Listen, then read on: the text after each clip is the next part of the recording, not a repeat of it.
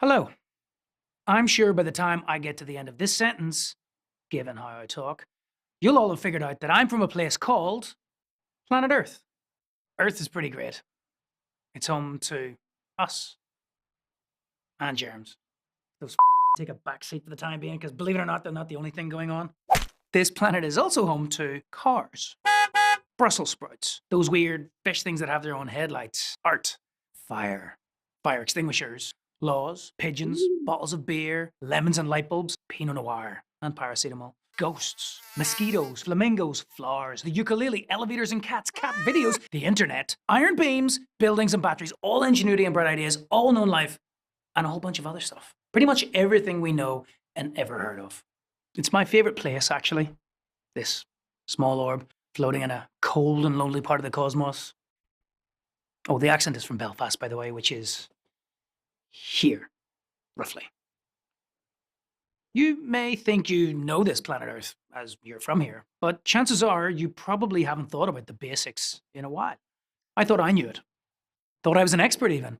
Until that is, I had to explain the entire place and how it's supposed to work to someone who'd never been here before. Not what you might think, although my dad always did say the sure sign of intelligent life out there is that they haven't bothered trying to contact us. It was actually my newborn son I was trying to explain things to.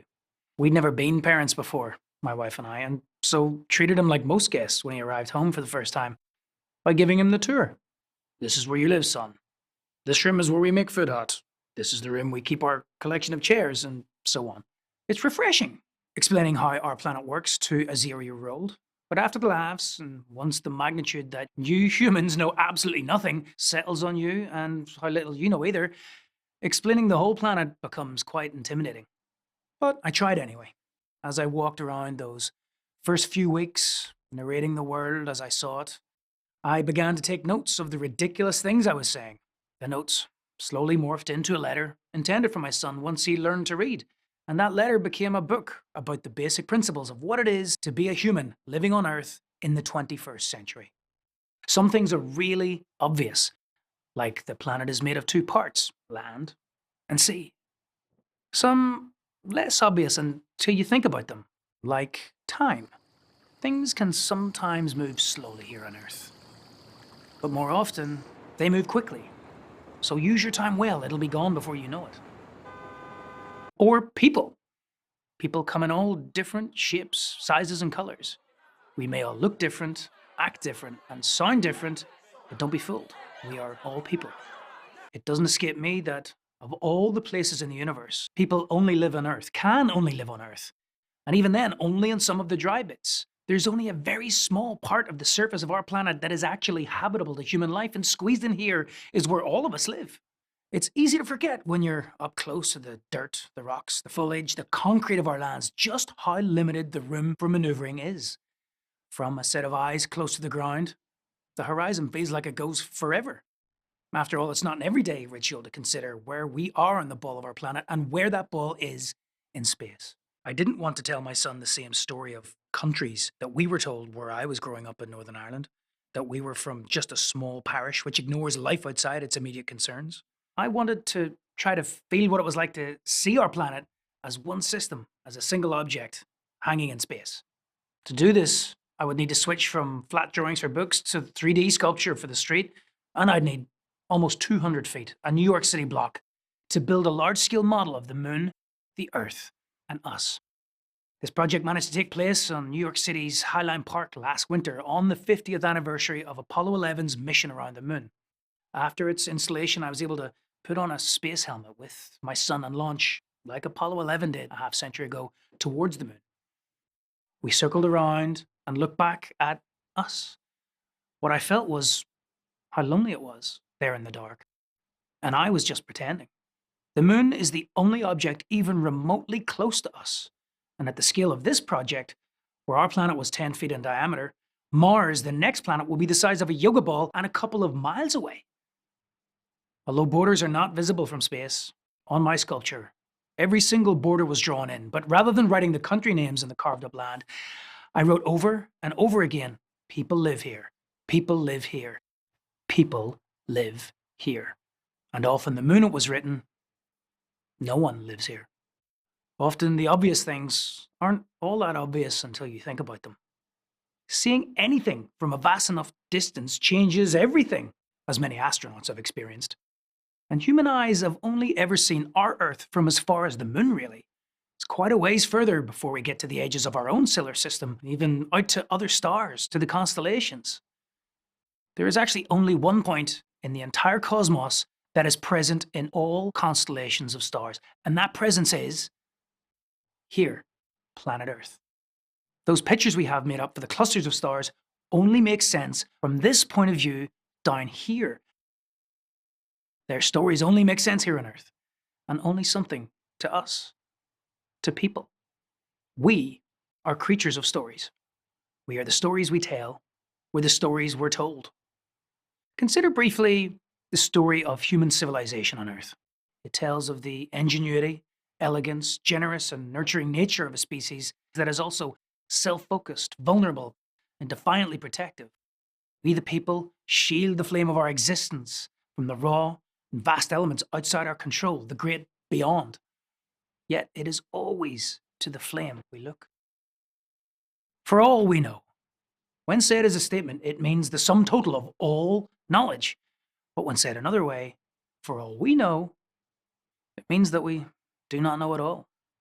This is the beautiful, fragile drama of civilization. We are the actors and spectators of a cosmic play that means the world to us here, but means nothing anywhere else. Possibly not even that much down here either. If we truly thought about our relationship with our boat, with our Earth, it might be more of a story of ignorance and greed. As is the case with Fausto, a man who believed he owned everything and set out to survey what was his. He easily claims ownership of a flower, a sheep, a tree, and a field. The lake and the mountain prove harder to conquer, but they too surrender. But it is in trying to own the open sea where his greed proves his undoing, when, in a fit of arrogance, he climbs overboard to show that sea who is boss. But he does not understand, slips beneath the waves and sinks to the bottom. The sea was sad for him, but carried on being the sea, as do all the other objects of his ownership, for the fate of Fausto does not matter to them. For all the importance in the cosmos we believe we hold, we'd have nothing if not for this Earth, while it would keep happily spinning obliviously without us. On this planet, there are people. We have gone about our days. Sometimes we look up and out. Mostly we look down and in.